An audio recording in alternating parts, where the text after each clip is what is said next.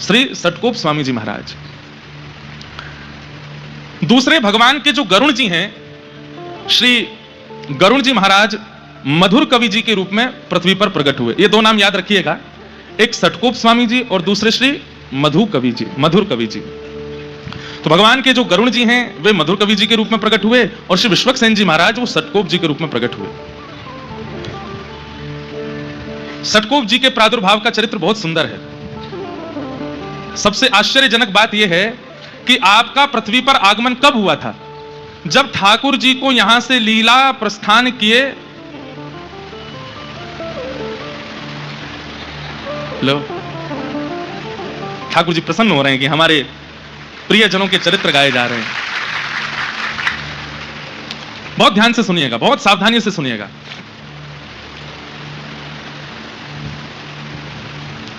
दक्षिण भारत में अधिकतर हमारी संप्रदाय विस्तृत है, उत्तर भारत में इतनी विस्तृत नहीं है। उसके पीछे भी कारण है कि हमारी श्री वैष्णव संप्रदाय के अधिकतर ग्रंथ या तो तमिल भाषा में हैं या फिर प्योर संस्कृत में हैं। हिंदी काव्य में उनका इतना अनुबंध नहीं है, इसलिए उत्तर भारत में श्री वैष्णव परंपरा इतनी विस्तृत नहीं है, पर फिर भी बहुत विस्तृत है। दक्षिण भारत में जाएंगे तो वहां अन्य संप्रदाय आपको दिखेंगे ही नहीं। वहां हर जगह मंदिर में आपको लाल श्री तिलक दिखेगा, श्वेत ऐसे तिलक दिखेगा, अधिकतर यही संप्रदाय का स्वरूप आपको दिखेगा। और श्रीमद् भागवत जी भी इस बात की पुष्टि करती है कि भक्ति का प्रादुर्भाव दक्षिण में होता है। उत्पन्ना द्रविड़ेशाहम वृद्धिम कर्णाटके गताम क्वचित क्वचिन महाराष्ट्रे गुर्जरे जीर्णताम गतः। तो दक्षिण भारत में एक राजा हुए, उनका नाम था करिमारन। तो श्री करिमारन राजा जो थे, ये राम नाम में बड़ी निष्ठा थी इनकी, राम राम राम राम जपते ही रहते थे। इनकी पत्नी का नाम था रानी उड्डयनंगई, दक्षिण भारतीय नाम है उड्डयनंगई। तो करिमारन राजा और इनकी पत्नी रानी उड्डयनंगई, ये दोनों भगवत परायण भक्त थे। राजा दिन रात राम नाम के आश्रय में ही रहते थे, रानी अपने पति के आश्रित रहती थी। एक दिन दोनों राजा और रानी कहीं जा रहे थे मार्ग में, तभी आपको शंख चक्र गदा पद्मधारी श्रीमन नारायण भगवान का एक सुंदर मंदिर दिखाई दिया। बहुत सावधानी से सुनिएगा। बड़े हमने कहा ना, भागवत जी में इधर उधर देख लो तो कोई बात नहीं है, पर भक्तमाल जी का तो एक एक शब्द सुनिए, नहीं तो आपके चित्त से भाव जा सकता है। तो एक बार आप दोनों जा रहे थे, तभी आपने देखा कि एक मंदिर में सुंदर श्री विग्रह ठाकुर जी का विराजमान है, और उस विग्रह को देख करके रानी वहीं रुक गई। राजा तो दंडवत करने लगे, प्रणाम करने पर रानी के नेत्र खुले रह गए ठाकुर जी का रूप लावण्य देख करके, रूप देख करके, स्वरूप देख करके रानी नेत्र झपकना भूल गई। राजा ने कहा, देवी क्या हुआ? रूप देखिए कितने सुंदर हैं ठाकुर जी। बोले कुछ मांग लो ठाकुर जी से। तो रानी ने क्या कहा? पुत्र देहु निज सरस ललाम, कि हे नाथ, आप तो परमात्मा हैं, हम आपको तो गोद में लेके घूम नहीं सकते, पर कृपा कीजिए कि आप जैसा ही पुत्र मुझे प्राप्त हो। आप जैसे रूप है, आपकी जैसी भुजाएं हैं, आपका जैसा स्वरूप है, ऐसा ही पुत्र मेरे जीवन में आ जाए जिसको मैं गोद में खिला सकूं। ठाकुर जी से पुत्र की याचना इतने भाव से की थी कि रात्रि के समय जब राजा रानी दोनों सोने के लिए गए तो रानी के स्वप्न में ठाकुर जी प्रकट हो गए और प्रकट होकर के कहा कि आज आपने इतनी भावना से, आपके शब्दों में इतनी याचना थी, इतनी करुणा थी कि मैं देने से स्वयं को रोक नहीं पा रहा हूं। इसलिए मैं अपने नित्य पार्षद, जो बिल्कुल मेरे जैसे हैं, श्री विश्वक्सेन जी महाराज को आपके गर्भ में भेज रहा हूं। वे आपके गर्भ में आएंगे और आप उनको स्वीकार कीजिएगा। गर्भ में श्री विश्वक्सेन जी आ गए, लेकिन इनका नाम सटकोप क्यों हुआ? पृथ्वी पर आते इनका नाम सटकोप क्यों पड़ा? उसके पीछे इतनी सुंदर कथा है। श्रीमद् भागवत जी में एक वेद स्तुति आती है और वहां वेद स्तुति में बताया जाता है कि जब हम लोग अपने मां के गर्भ में होते हैं तो ठाकुर जी से नित्य प्रार्थना करते हैं कि हे ठाकुर जी, एक बार इस गर्भ से मुझे बाहर कर दीजिए, मैं आपको वचन देता हूं मैं जीवन में इस गर्भ में ना आना पड़े ऐसी कोई क्रिया नहीं करूंगा। लेकिन जैसे ही बालक का जन्म होता है तो गोस्वामी जी कहते हैं कि पृथ्वी पर आते ही माया उसको पकड़ लेती है, माया उसको खींच लेती है। सब लोग इधर ही देखना, सुनना।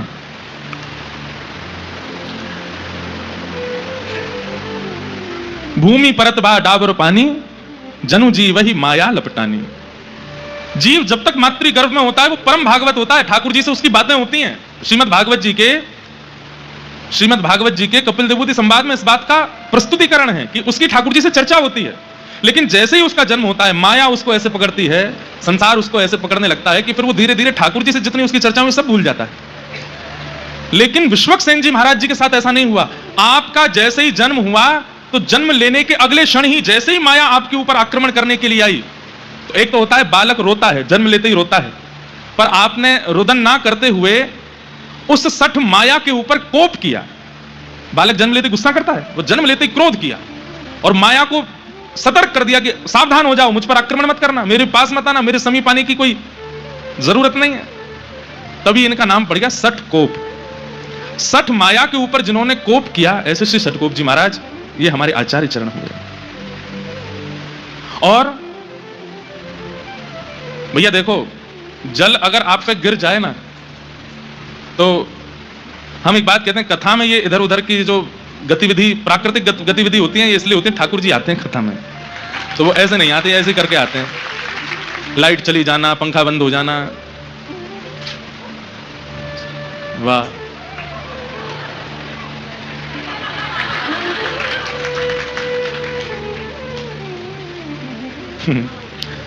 आप लोग भी कहेंगे कितना बचाओगे ठाकुर जी को। बाबा इतको आ जाओ। क्या बता रहा था मैं?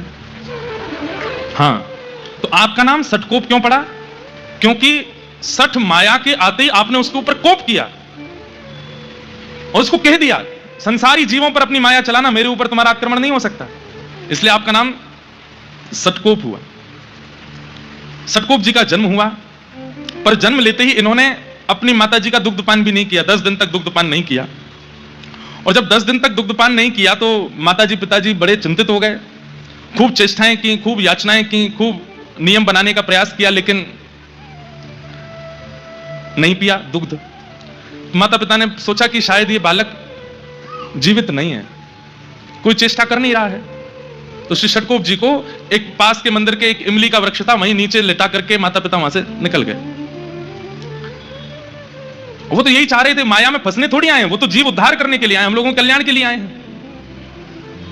इमली के वृक्ष के नीचे ही आप रहे। अब आप विचार करिए कितने दिन रहे होंगे वहां? 13 वर्ष तक वहीं रहे। जन्म लेने के 10 दिन बाद से लेकर 13 वर्ष तक वहीं बैठ करके आप हरि शरणागति, हरि भजन करते रहे, हरि स्मृति करते रहे। दूसरी भाव, हमारे श्री वैष्णव संप्रदाय में श्री सठकोप स्वामी जी ऐसे महापुरुष हुए जो कि श्री किशोरी जी के भाव से युक्त थे, श्री राधा रानी के भाव से। आप निरंतर श्री राधा रानी के भाव में ही निमग्न रहते थे, किशोरी जी का स्मरण करते रहते थे। ऐसा कहते हैं कि आपके जो पद हैं वो विशेष रूप से या तो संस्कृत में होंगे या दक्षिणी भाषा में है, इसलिए उनका भाव तो गा पाना मेरे लिए मुश्किल था। तो हमने पिछले साल जो लोग कथा में आए थे उनको पता होगा, हमने कहा था कि अपने रामानु संप्रदाय में पद हम निवेदित करेंगे अपने आचार्यों को लिख करके। तो आज एक पहला पद लिखा है हमने अपने संप्रदाय के आचार्यों के लिए। श्री सठकोप स्वामी जी, आपकी स्थिति कैसी है? आप किशोरी जी से याचना करते हैं, किशोरी जी का चिंतन करते हैं, और कभी तो आप भाव से अयोध्या पहुंच जाते हैं और अयोध्या में जाकर के आप देखते हैं कि हाथी की सवारी पर श्री राघवेंद्र सरकार बैठे हैं, बड़े बड़े ऋषिजन आगे पीछे चल रहे हैं, कोई चमड़ उड़ा रहे हैं, कोई पंखा चल रहे हैं, जिसके कारण राघव जी का मुखमंडल दिख नहीं रहा। तो सठकोप जी इतने व्याकुल हो जाते हैं कि राघव मुझे दिख क्यों नहीं रहे। आप स्वयं वहां पहुंचे नहीं है, मानसी में वहां पहुंच जाते हैं। तभी आप विचार करते हैं कि अयोध्या के तो राजा हैं, ये राजा तो आसानी से मिलते नहीं है, लाला के पास चलो। तो तुरंत मानसी में ही आप वृंदावन पहुंच जाते हैं और वृंदावन जाकर के आप लाला का स्मरण करते हैं। तभी आप क्या देखते हैं अपनी मानसी में? एक गोपी खूब सारी गैयान को गोबर एक पात्र में भर के थाड़ी है। वैसे तो नित्य गोबर उठा लेती है, लेकिन आज उसको पता चल गया है कि इसी मार्ग से श्याम सुंदर आने वाले हैं। तो मन में विचार कर रही है कि मैंने कुछ ऐसा नाटक करूं कि लाला को मेरे पास आना पड़े। तो नीचे परात रखी है गोबर की और वहां में हाथ लगा करके, अरे ये तो बड़ो भारी है, मोते तो उठो ही नहीं रहो, अरे कोई नेक आए के या को उचवाए दो या को नेक उठवाए दो। सठकोप स्वामी जी की मानसी में ये चिंतन होता है। इतने में ही दूर गैया चराते हुए आ रहे श्याम सुंदर, उनको देख करके तो वो गोपी और नाटक करती है, ऐसे उठाते उठाते गिर जाती है। अरे तो बड़ो भारी है, आज तो कोई मेरी मदद करे ही ना रो, या को कौन उचवाएगो। इतने में ठाकुर जी आए, बोले मैं उचवाए दूं। तो गोपी तो है 80 वर्ष की और लाला है 5 वर्ष को, नेक्स्ट 100। ठाकुर जी कह रहे मैं उचवाए दूं। सठकोप स्वामी जी दूर खड़े खड़े देख रहे हैं और तभी गोपी के हाँ लाला उचवाए दे। तो ठाकुर जी भुजा लगा करके उसमें प्रयास कर रहे हैं उठवाने का, और गोपी से तो उठता बनता है, वो तो जानबूझ के नाटक कर रही है। तो जैसे ठाकुर जी ने हाथ लगाया तो गोपी ऐसे उठाने लगी। इतने में ठाकुर जी मन में विचार किए, मैंने तो जोर ही ना लगाया, उठ कैसे गए हो? ठाकुर जी समझ गए, बोले ओहो जे गोपी नाटक कर रही है मेरे आगे। सो ठाकुर जी ऐसे करते करते, अब वो गोपी देख रही है ठाकुर जी की और उचा रही है गोबर का भाव, दूर खड़े सटकोप स्वामी जी मानसी में दर्शन कर रहे हैं। और जैसे उचाते उचाते नेक ऊपर लाई तो इतने में ठाकुर जी उसको दिखा देते हैं, मैंने तो स्पर्श ही नहीं किया, अपने आप ही उठ रही है। जैसे ही उठाने लगे तो ठाकुर जी उठाड़े के बोले, अरे गोपी तू नाटक क्या कर रही? तो गोपी ने सर पर, मैंने तो नहीं किया नाटक। बोले अच्छा, मैंने तो जोर ही ना लगाया, या मैं फिर उच कैसे गई ऊपर तक? और दूसरी बात, मैंने जोर लगाया भी होगा तो तेरी कमर तक मेरे हाथ आमे, वाते ऊपर कैसे चली गई जी? तो गोपी बोली नहीं नहीं वो तो ऐसे ही आ गई। नहीं ना बता, ठाकुर जी ने वहां को एक हाथ पकड़ लिया, बोले मैं बता के जा, तो झूठ कैसे बोल रही यहाँ पे? सतगुरु स्वामी जी के नेत्र सजल हो रहे, अब क्या करेंगे ठाकुर जी? तो गोपी का हाथ छोड़ नहीं रहे, बोले मैं बता के जा। अब गोपी यही तो चाह रही थी मुझसे बात करें, मेरे सामने खड़े हो, मेरा हाथ पकड़ लें। ठाकुर जी जब हल्ला मचाने लगे, मधुमंगल श्रीरामा जल्दी आओ, देखो जे गोपी कैसा नाटक करे। इतने में गोपी वहां से बचवे के काजे अपने जो परात है का जहां में गोबर भरो पड़ो बात टेढ़ होकर के ठाकुर जी पे ही डाल दे। तो सिर से लेके नीचे तक ठाकुर जी गोबर में सन गए, और जैसे ही गोबर में सने तो हाथ छोड़ दिया, गोपी माते भाज गई। और श्री सतगुरु स्वामी जी इस लीला का दर्शन करके चरणों में प्रणाम करते हैं। सोचिए, माया पर कोप किया उन्होंने, लेकिन भावना से कितने सरल हैं, मानसी से कितने निर्मल हैं। इसलिए आपका निजी नाम नम्मालवार, आपका प्रकट नाम तो है श्री सटकोप, पर हमारे जैसे यहां पे अष्ट सखा होते हैं ना उत्तर भारत में, ऐसे ही दक्षिण में ठाकुर जी के आलवार हैं, भक्तों को ही आलवार कहा गया। तो आप जो हैं वो नम्मालवार आपका नाम है आलवारों में। आप किशोरी जी के ध्यान में ही रहते, श्री जी के ध्यान में ही रहते। एक बार की बात है कि ऊखल बंधन लीला जो भागवत जी में आती है ना, मैया ने लाला बांध दियो, आप कथा सुन रहे थे और कथा में जैसी ऊखल बंधन लीला सुनी, सुनते ही मूर्छित हो गए। किस बात से मूर्छित हो गए? बोले मैया लाला से यूं कहेगी आज तो को रोटी नहीं मिलेगी, आज तो को मक्खन नहीं मिलेगा। तो मैया के इस कोप को ठाकुर जी कैसे ले रहे होंगे? ठाकुर जी कितने सरल हैं, कितने सहज हैं, कितने निर्मल, उन पर कोप कर रही है मैया। इस भावना को सोच करके आप वहीं मूर्छित हो गए कि मैया ने लाला उखल में क्यों बांध दिए, इतने कोमल से लाला क्यों बांध दिए। बंधुओं, 1 घंटा 1.5 घंटा 2 घंटा की मूर्छा तो समझ आती है, 6 महीने तक नहीं उठे, मूर्छित ही रहे। लोग उठा करके ले गए, जल का छिड़काव किया, क्या नहीं किया, लेकिन आपकी ध्यान समाधि भावना ऐसी, बस नेत्रों से अश्रु गिरते जा रहे हैं और मूर्छा अवस्था में 6 महीने तक। फिर 6 महीने बाद किशोरी जी ने ललिता जी से आज्ञा की कि आप जाओ, और श्री ललिता जी आई और उन्होंने आकर के श्री सटकोप स्वामी जी को पुनः चेतना कराई। ऐसे हमारे रामानुज संप्रदाय के श्री सटकोप स्वामी जी महाराज। तो ये जब मैं कथा पढ़ रहा था तो मेरे मन में आई कि एक पद आज सबसे पहले हमारे आचार्य चरणों के लिए गा दें। हम तो ब्रजवासी हैं, और ब्रजवासी बिना पदन के तो रमे ना, आप सबन को पता है। तो मन में भाव आया कि एक पद हिंदी भाषा में अपने आचार्य चरण को प्रस्तुत कर देते। करी हूं कृपा कब श्यामा मुँह पे, करी हूं कृपा कब श्यामा मुँह पे। श्री सटकोप स्वामी जी गा रहे हैं। अच्छा, एक और बात तो बताना ही भूल गया मैं। जब आपका प्रादुर्भाव हुआ तो बालक जन्म लेते ही रोता है, पर आपके रोने का कारण ये नहीं था कि मुझे दूध पिला दीजिए या बालक को प्रसव पीड़ा हुई है इसलिए वो रो रहा है। नहीं, आप इसलिए रोए क्योंकि भगवान के लीला पूरी करने के मात्र 15-20 साल बाद ही आपका जन्म हुआ था। श्री कृष्ण धरा धरती से लीला पूरी करके चले गए और ठाकुर जी के जाति कलयुग प्रारंभ हुआ, और कलयुग के प्रारंभ होने के 15-20 साल के अंतराल में ही आपका जन्म हुआ है। तो आप इसलिए रोए कि मेरा जन्म इतने साल पहले क्यों नहीं हुआ, जब ठाकुर जी पृथ्वी पर थे तब मैं क्यों नहीं आया, ये मेरा दुर्भाग्य कि मैं आज क्यों आया, इतना समय क्यों लगा मुझे आने में। तो आचार्य चरण का भाव है और उन्होंने ही चित्त में दिया है। सब लोग गाइएगा। करी हूं कृपा कब श्यामा मुँह पे, करी हूं कृपा कब श्यामा मुँह पे, करी हूं कृपा कब श्यामा मुँह पे, करी हूं कृपा कब श्यामा मुँह पे। जैसी कृपा ललिता पर कीनी, जैसी ललिता पर कीनी, जैसी कृपा ललिता पर कीनी, जैसी कृपा ललिता पर कीनी। महल टहल सेवा सब पाई, महल टहल सेवा सब पाई, महल टहल सेवा सब पाई, महल टहल सेवा सब पाई। खरी हो कृपा कब श्यामा मोह पे, खरी हो कृपा कब श्यामा मोह पे, करी हो कृपा कब श्यामा मोह पे, करी हो कृपा कब श्यामा। हे किशोरी जी, जैसी कृपा आपने ललिता जी पर की है और उन्हें अपनी महल टहल की सेवा प्रदान की है, ऐसी कृपा मुझ पर कब करेंगी आप?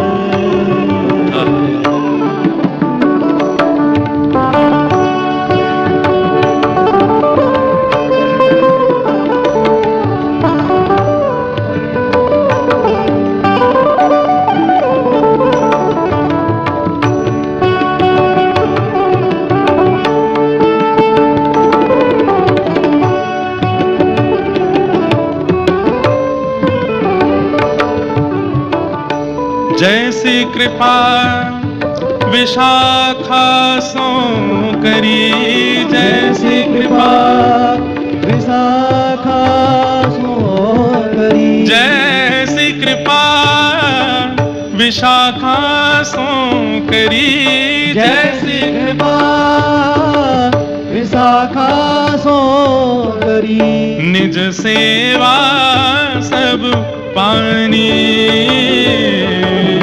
निज सेवा सब पानी पानी। ललिता जी प्रधान सखी हैं किशोरी जी की, लेकिन श्री विशाखा जी प्रधान नहीं है। फिर भी किशोरी जी अगर कह दे मुझे वहां जानो है तो ललिता जी कहेंगी जी श्री जी।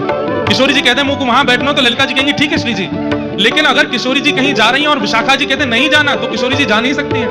विशाखा जी का इतना अधिकार है। श्याम सुंदर द्वार पर खड़े हैं और विशाखा जी ने अगर मना कर दिया कि नहीं द्वार नहीं खुलेंगे तो खुलेंगे ही नहीं। ललिता जी प्रधान सखी हैं, पर निकुंज की एक प्रकार से देखा जाए तो गतिविधियों पर पूर्ण अधिकार, पूर्ण कमान श्री विशाखा जी की रहती है। जैसी कृपा विशाखा सुकीनी, जैसी कृपा विशाखा सो करी। निज सेवा सब पानी, निज सेवा सब पानी पानी।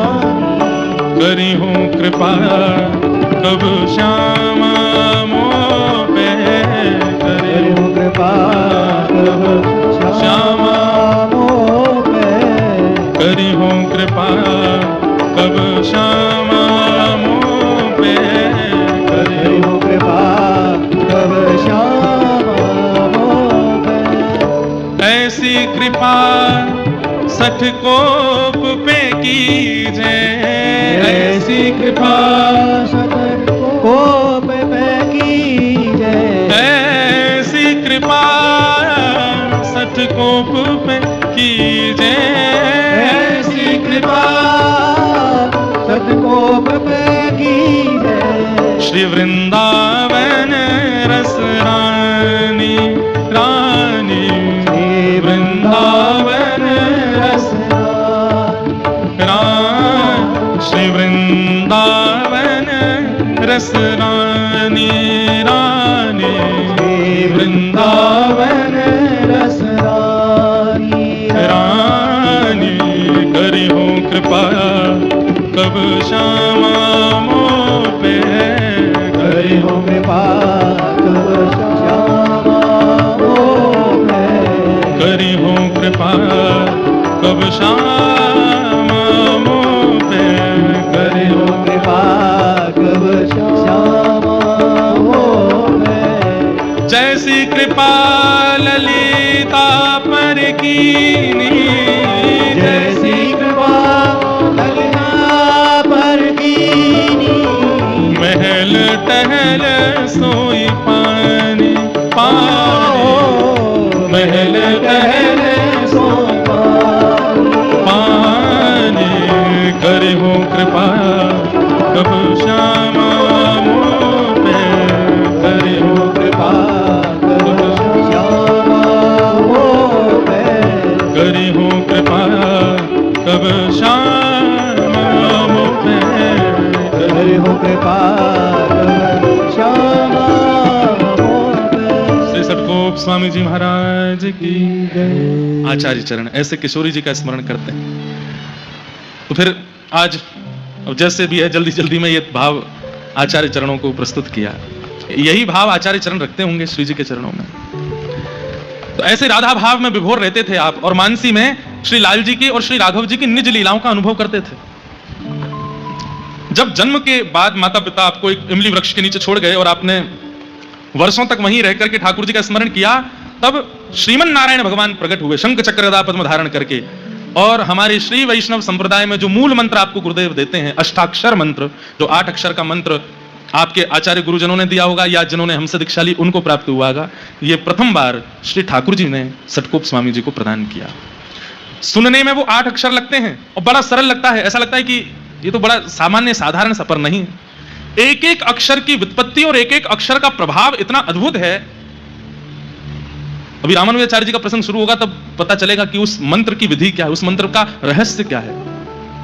मंत्र को गोपनीय रखना चाहिए, कभी किसी को नहीं बताना चाहिए। आप जितना जप तप करते हैं, जैसे ही किसी के सन्मुख आप मंत्र का बोलते हैं तो गुरु दीक्षा से अब तक जितनी बार जप किया सब विश्राम हो जाता है। इसलिए किसी के भी सन्मुख अपने गुरु मंत्र का उच्चारण नहीं करना चाहिए, गुरु के द्वारा प्रदत्त भाव का उच्चारण नहीं करना चाहिए, चाहे आप किसी भी परंपरा में